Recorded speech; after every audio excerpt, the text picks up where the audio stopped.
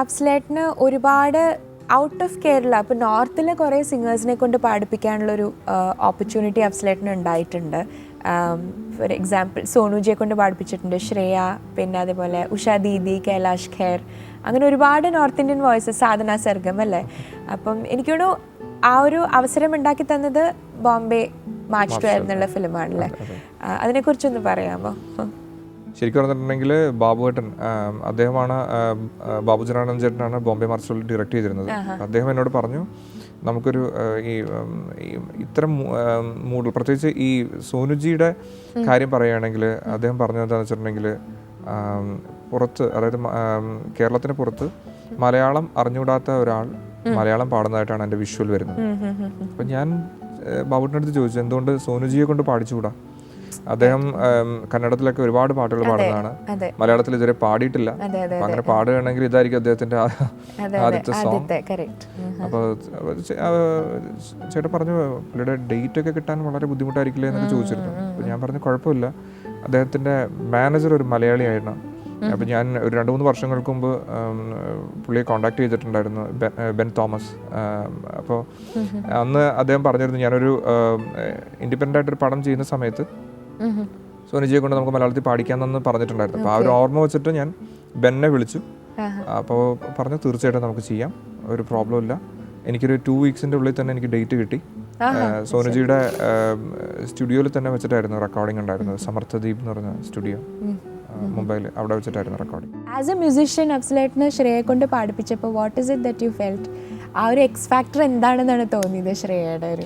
അല്ല എന്ന് വെച്ചിട്ടുണ്ടെങ്കിൽ ശ്രേയയെ കൊണ്ട് പാടിക്കുമ്പോൾ ശ്രേയയുടെ സിംഗിങ് എബിലിറ്റിയെ കുറിച്ച് നമുക്കൊന്നും പറയാനില്ല. കാരണം എല്ലാവർക്കും അറിയാം എക്സലന്റ് സിംഗറാണ്, എല്ലാ ഭാഷകളിലും പാടുന്നു.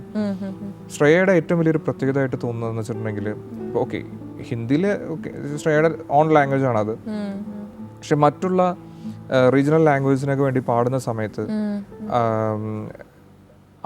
അതായത് ആ നാട്ടിലെ ഒരു കുട്ടി പാട്ട് പാടുന്നത് പോലെ തന്നെ അവർക്ക് ഫീൽ ചെയ്യുന്നതാണ് പലരും പറയാറുള്ളത്. തീർച്ചയായിട്ടും മലയാളത്തിൽ ഇത്രയധികം പാട്ടുകൾ ശ്രേയ പാടാൻ തന്നെ കാരണം എനിക്ക് തോന്നുന്നു അവരുടെ ഡിക്ഷൻ്റെ പ്രത്യേകത. കാരണം വെച്ചിട്ടുണ്ടെങ്കിൽ കാരണം ഒരു പാട്ട്, അതായത് ഒരു മലയാളിയെ പോലെ തന്നെ മലയാളം പാടി എന്നുള്ളത് കൊണ്ടാണ് അവർക്ക് ഏറ്റവും കൂടുതൽ പാട്ടുകൾ കിട്ടാനായിട്ട് ഒരു ഇട വന്നതെന്ന് ഞാൻ കരുതുന്നു.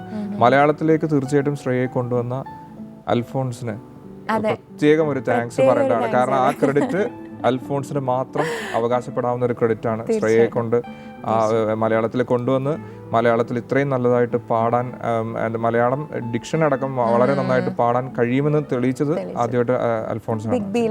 വിട പറയുകയാണ്. അപ്പോൾ എൻ്റെ ഒരു എക്സ്പീരിയൻസിൽ ശ്രേയ ഇത്തരം മലയാളമൊക്കെ ഡിക്ഷനൊക്കെ കറക്റ്റാക്കാൻ വേണ്ടിയിട്ട് ഭയങ്കരമായിട്ട് ട്രൈ നന്നായിട്ട് ശ്രമിച്ചിരുന്നു. കാരണം എനിക്കിത് പറയേണ്ടിയിരിക്കുന്നു. കാരണം ഞാനൊരു 6 മണി, വൈകുന്നേരം ഒരു 6 മണിക്കാണ് ഞങ്ങൾ റെക്കോർഡിംഗ് സ്റ്റാർട്ട് ചെയ്തത്.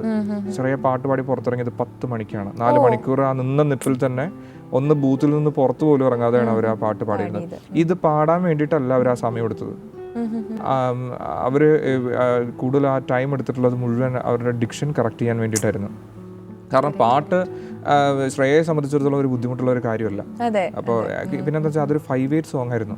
അപ്പോൾ അതാണ് ശ്രേയ പറഞ്ഞത്, ഇങ്ങനെ കണ്ടിന്യൂസ് ആയിട്ട് ഇങ്ങനെ എരിവയിൽ കൊള്ളും ഇങ്ങനെ നിർത്താതെ പാടിക്കൊണ്ടിരിക്കേണ്ട ഇതുള്ളത് കൊണ്ട് പിന്നെ ഈ പ്രാസം ഒപ്പിച്ചിട്ടുള്ള വരികളൊക്കെ അതിനകത്ത് ഇടയ്ക്കിടയ്ക്ക് ഇങ്ങനെ വന്നുകൊണ്ടിരിക്കുന്നുണ്ടായിരുന്നു. അപ്പോൾ അങ്ങനെയൊക്കെ ഉള്ളതുകൊണ്ടാണ് അത്രയും ടൈം അവരെടുത്തിരുന്നെന്ന് പറഞ്ഞിരുന്നു.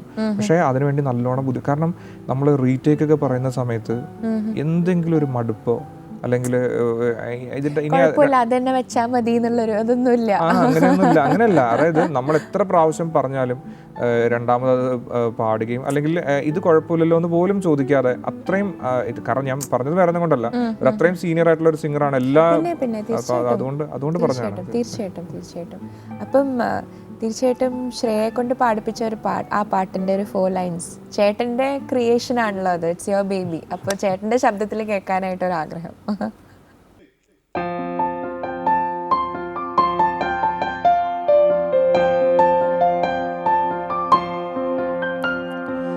എരിവേല് കൊള്ളും കിളിമകള് കൊഞ്ചി എന്നമ്മ ചിറകിലൊരു തണലേകുമോ, ചുരിമണലു ചിക്കും ഇളയവളു കെഞ്ചി വലിയൊരിര തേടുമോ കുഞ്ഞു കൊക്കിൽ അന്നമേകാം അമ്മയായി ഞാൻ പാഞ്ഞു പോകുന്നിതാ എരിവേലു കൊള്ളും കിളിമകള് കൊഞ്ചി എന്നമ്മ ചിറകിലൊരു തണലേകുമോ. സച്ച് എ പ്രിറ്റി സോങ് അഫ്സലേട്ടാ. ഭയങ്കര ഇന്നസെൻസ് നിറഞ്ഞു നിൽക്കുന്ന ഒരു പാട്ട്. So nice.